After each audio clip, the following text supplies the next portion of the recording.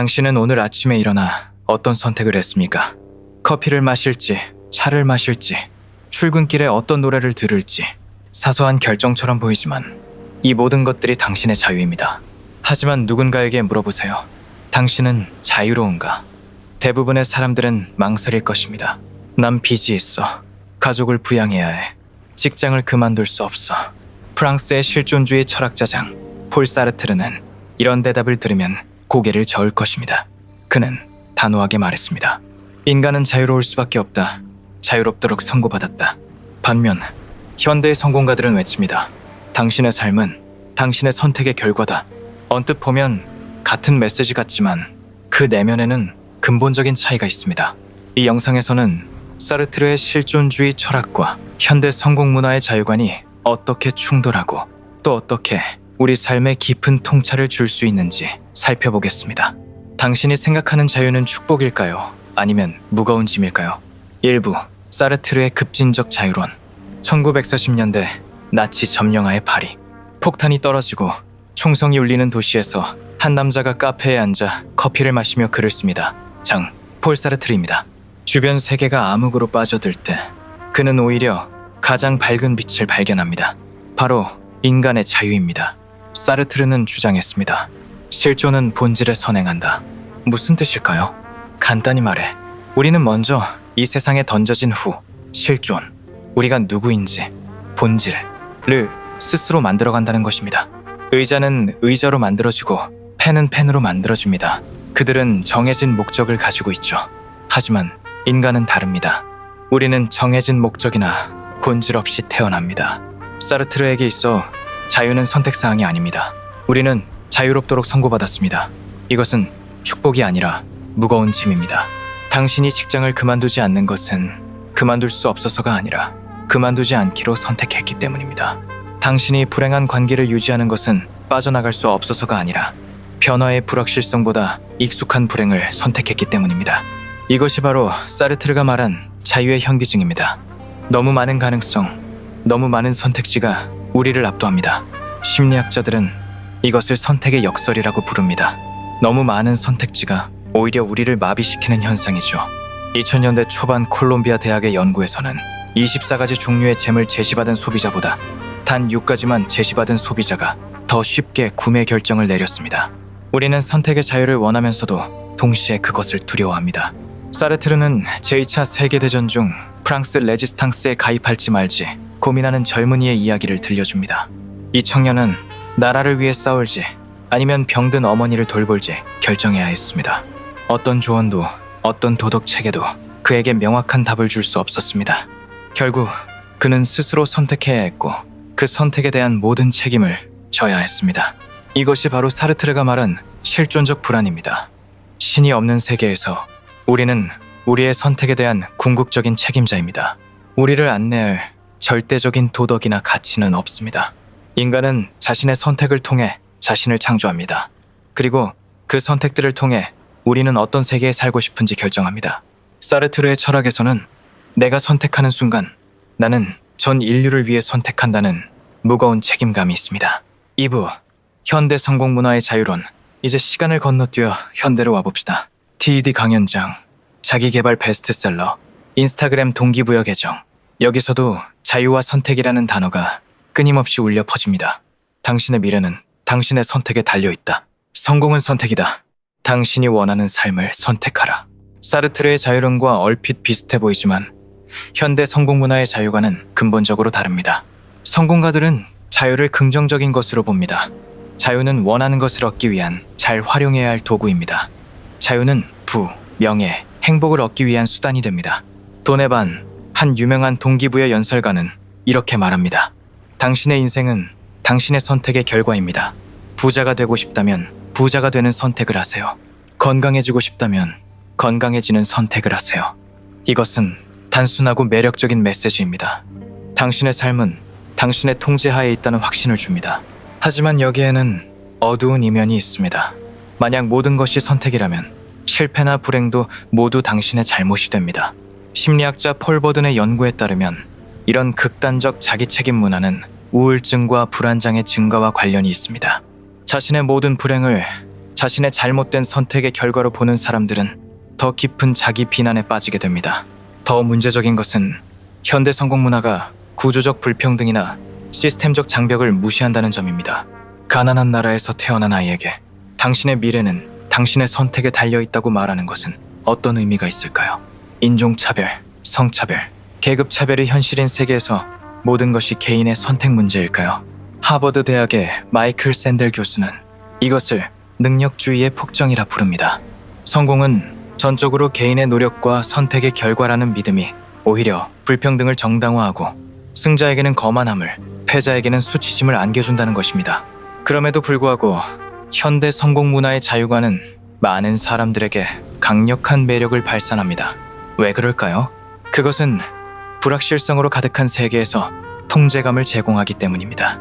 모든 것이 내 선택에 달려있다면 적어도 내 인생의 방향은 내가 결정할 수 있다는 위안을 얻게 됩니다. 3부, 두 관점의 충돌과 통합. 자유에 대한 이 두 관점은 충돌하는 듯 보이지만 사실 같은 동전의 양면일 수 있습니다. 사르트르는 자유의 무게와 불안을 강조했고 현대 성공 문화는 자유의 힘과 가능성을 강조합니다. 이 두 관점의 진정한 충돌은 무엇을 위한 자유인가라는 질문에서 시작됩니다. 사르트르에게 자유는 그 자체로 목적이었습니다.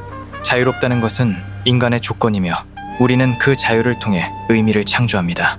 반면 성공 문화에서 자유는 성공, 부, 행복이라는 외부적 목표를 위한 수단입니다. 이것은 중요한 차이점입니다. 사르트르는 묻습니다. 당신은 자유로이 선택하고 있는가? 아니면 사회가 정의한 성공을 쫓고 있는가? 성공가들은 반문합니다. 자유가 실질적인 결과로 이어지지 않는다면 그것이 무슨 의미가 있는가? 사르트르가 살았던 시대를 생각해보세요. 전쟁과 점령의 시대에 그는 자유의 본질적 가치를 강조했습니다. 외부 환경이 아무리 제한적이어도 내적 자유는 빼앗길 수 없다고 믿었습니다. 빅터 프랭클, 아우슈비츠 생존자이자 정신과 의사는 이렇게 말했습니다. 인간에게서 모든 것을 빼앗을 수 있지만 주어진 환경에 대응하는 태도를 선택할 수 있는 마지막 자유만은 빼앗을 수 없다. 이것은 사르트르의 철학과 일맥상통합니다. 반면 현대 성공 문화는 풍요와 가능성의 시대에 탄생했습니다. 물질적 성취가 가능해진 세상에서 자유는 더 나은 삶의 조건을 만들기 위한 도구로 여겨졌습니다. 이 두 관점은 각자의 시대적 맥락에서 이해되어야 합니다. 그렇다면 21세기를 사는 우리는 이 두 관점을 어떻게 통합할 수 있을까요? 사르트르의 자유론이 주는 깊은 통찰은 우리의 본질이 고정되어 있지 않다는 것입니다. 우리는 매 순간 자신을 새롭게 창조할 수 있습니다. 성공 문화가 주는 통찰은 자유가 실질적인 변화와 성취로 이어질 수 있다는 것입니다. 두 관점을 통합하면 우리는 다음과 같은 결론에 도달할 수 있습니다. 자유는 우리의 본질적 조건이며 우리는 그 자유를 통해 의미 있는 삶을 창조할 책임이 있습니다. 동시에 그 자유는 단순한 추상적 개념이 아니라 실질적인 변화와 성장을 가능하게 하는 힘입니다. 하지만 자유의 진정한 가치는 외부적 성공이 아니라 진정성 있는 선택에 있습니다. 심리학자 미하이 칙센트미하이는 플로우 상태를 연구하며 발견했습니다. 인간이 가장 만족감을 느끼는 순간은 외부적 보상을 위해서가 아니라 자유롭게 선택한 활동에 완전히 몰입할 때라는 것입니다. 4부, 자유와 책임의 균형. 자유에는 항상 책임이 따릅니다. 사르트르와 성공가들 모두 이 점에서는 동의합니다. 차이점은 그 책임의 성격입니다. 사르트르에게 책임은 존재론적입니다. 우리의 선택은 우리가 어떤 인간이 될 것인지, 어떤 세계를 창조할 것인지를 결정합니다. 성공가들에게 책임은 실용적입니다. 좋은 결과를 얻기 위해서는 좋은 선택을 해야 합니다. 두 관점 모두 자유와 책임의 연결을 강조합니다. 그러나 자유와 책임 사이에서 균형을 찾는 것은 쉽지 않습니다. 사르트르의 동료 철학자 알베르 카뮈는 이렇게 말했습니다. 자유란 아무것도 하지 않을 권리가 아니라 해야 할 일을 하지 않을 수 없는 상태다. 즉, 진정한 자유는 무책임함이 아니라 책임감에서 비롯됩니다. 현대사회에서 우리는 종종 자유를 원하는 모든 것을 할 수 있는 능력으로 오해합니다. 하지만 이것은 자유가 아니라 충동입니다. 심리학자 에리 프롬은 로부터의 자유와 그를 향한 자유를 구분했습니다. 전자는 제약으로부터의 해방이고 후자는 무언가 의미 있는 것을 창조할 수 있는 능력입니다. 많은 사람들이 로부터의 자유만 추구하다가 공허함을 느낍니다. 진정한 자유는 을 향한 자유, 즉 목적과 의미를 향한 자유에 있습니다. 이것은 사르트르와 성공문화 모두가 놓치고 있는 부분일 수 있습니다.